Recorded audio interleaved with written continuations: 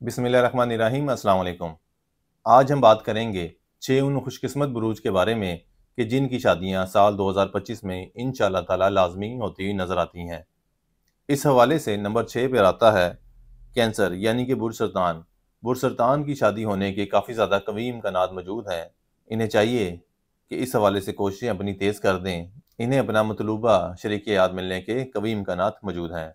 इसी तरह नंबर 5 पर आता है एरीज यानी कि बुर्ज हमल। नंबर 4 पे बात की जाए तो नंबर 4 पर पाइसिस यानी कि बुर्ज हौत वाले भी काफ़ी ज़्यादा इस हवाले से खुशकिस्मत नज़र आएंगे। उन्हें भी अच्छा जीवन साथी मिलने के कवी इम्कानात मौजूद हैं। नंबर 3 पर है जेमिनी यानी कि बुर्ज जोज़ा।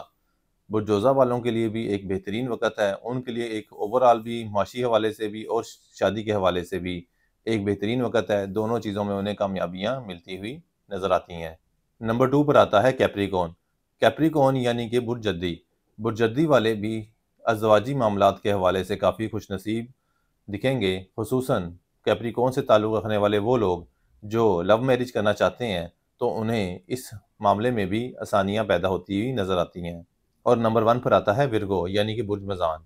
उनके लिए भी एक बेहतरीन और खुशकिस्मत वक़्त है। उन्हें चाहिए कि अपनी तलाश को तेज़ करें ताकि बेहतर जीवन साथी जल्द अज़ जल्द मिल जाए।